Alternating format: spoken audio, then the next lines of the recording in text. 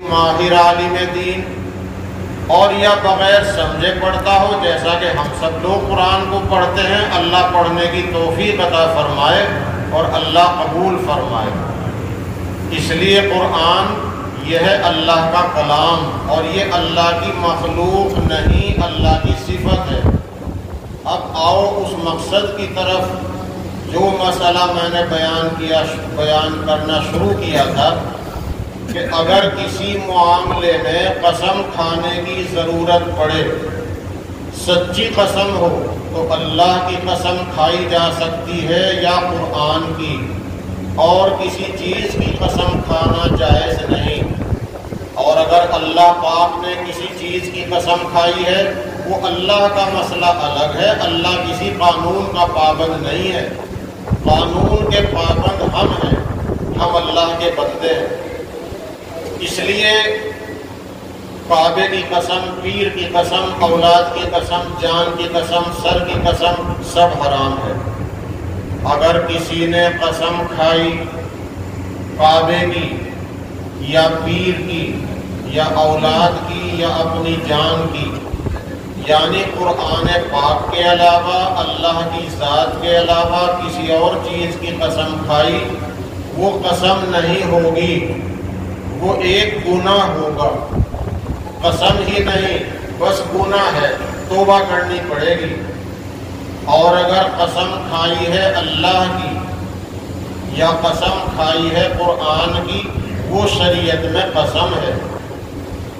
اب اگر چھوٹی قسم کھائی ہے تو گناہ گار ہوگا، اللہ سے توبہ کرے۔ چھوٹی قسم کھانا گناہ کبیرہ ہے، جھوٹ بولنا گناہ کبیرہ۔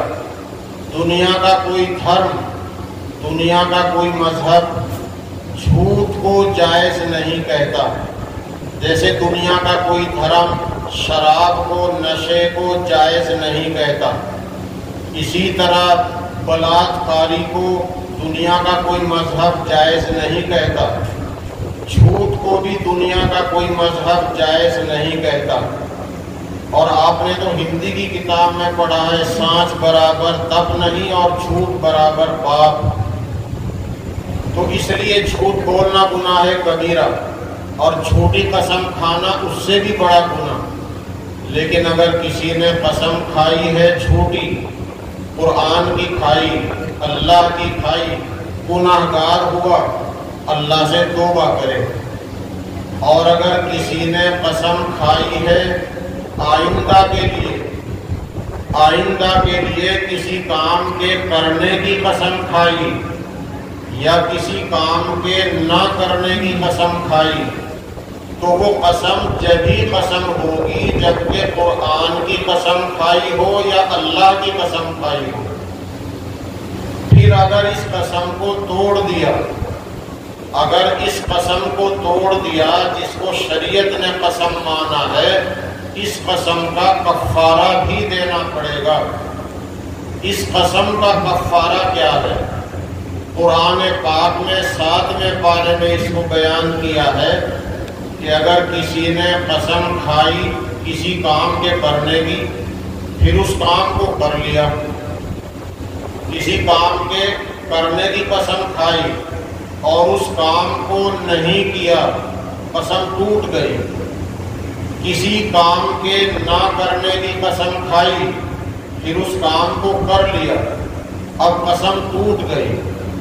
تو اگر قسم ہو یعنی قرآن کی یا اللہ کی قسم ہو اور اسے قسم کھانے والے نے توڑ دیا، تو قسم کے توڑ دینے کے بعد کفارہ بھی دینا پڑے گا۔ اس قسم کا کفارہ یہ ہے کہ 10 غریبوں کو جوڑا دے، ایک جوڑا، کرتا تہبند، کرتا پاجامہ۔ اگر دونوں چیزیں نہیں دے سکتا تو اتنا کپڑا دے دے جس سے پنڈلی تک کا کرتا بن جائے۔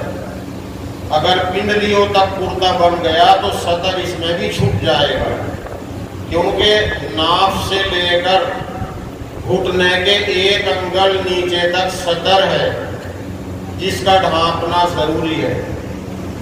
اور یہ جو ناف ہے ہمارے دیہات میں سنڈی کہتے ہیں، اس سے آپ اس کی سیدھ میں کمر تک اپنا ہاتھ لے جاؤ تو ناف کی سیدھ میں جہاں تک آپ کا ہاتھ پہنچے کمر کا حصہ وہاں تک صدر ہے۔ یہ جو ہمارے بچے، ہمارے جوان بھائی پینٹ پہنتے ہیں اور بہت سو کی پینٹ ایسی ناقص ہوتی ہے کہ وہ جھکتے ہیں تو ان کا پیچھے سے کمر کا نیچے کا حصہ کھل جاتا ہے، تو بہت سے لوگ کہتے ہیں بھائی لعنت ہو ایسے پہراوے پر، لعنت ہو ایسے پہراوے پر، کمر پہ مٹی ڈال رہا پھاوڑے سے، جھک کے مٹی ڈال رہا، صدر کھل رہا، لوگوں کی نظر پڑ رہی ہے، نماز میں ہے پیچھے سے کمر کھل گئی، تو لوگ کہتے ہیں بھائی لعنت ایسے پہراوے پر، تو ہمارے بچے بھی لعنت بھیج دیں۔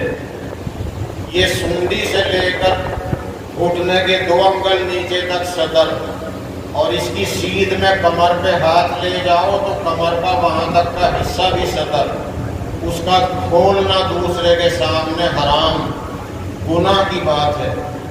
اس لیے مرد اگر اپنی ران، اپنا گھٹنا دوسرے کے سامنے کھولے حرام ہے، عورت بھی دوسری عورت کے سامنے اپنی ران، اپنا گھٹنا کھولے گی تو حرام ہے۔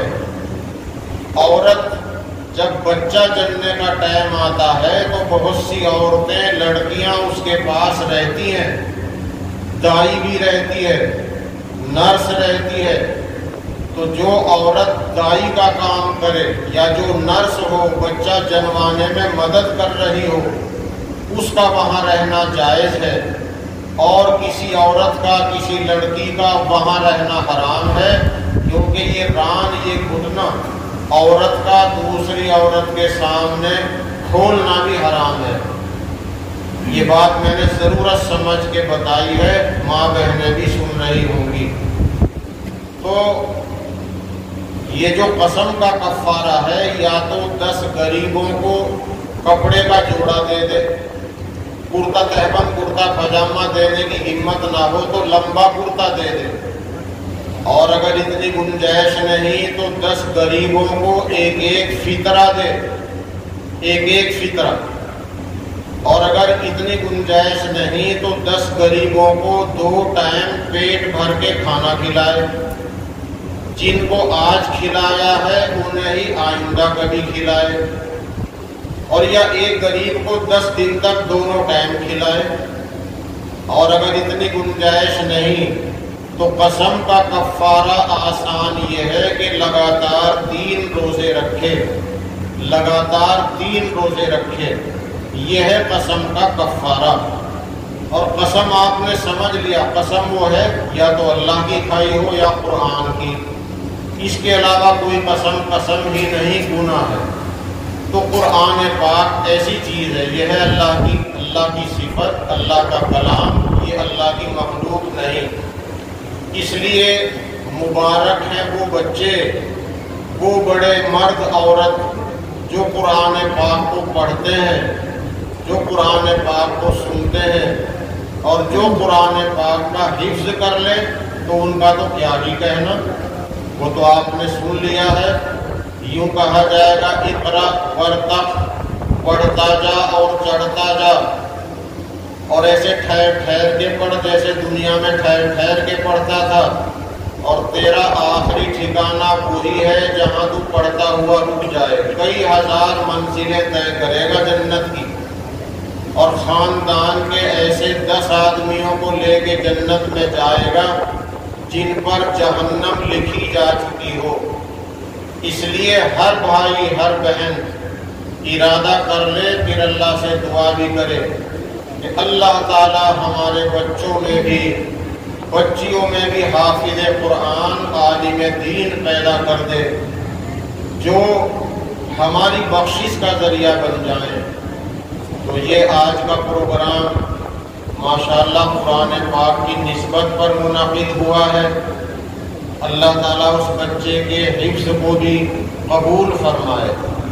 یہ سعادت صرف بچے کے ماں باپ کی نہیں، اس میں پوری بستی کے لوگ، اور خاص طور پر محلے والے ضرور شریک ہیں، اس لیے کہ امام صاحب نے پڑھایا ہے اور امام صاحب کے اخراجات کی ذمہ داری محلے والوں پر ہے، تو بچے کے علم میں انشاءاللہ سبھی محلے والوں کا اور مسجد کی امداد کرنے والوں کا حصہ ہے۔ اللہ سب کے لیے قبول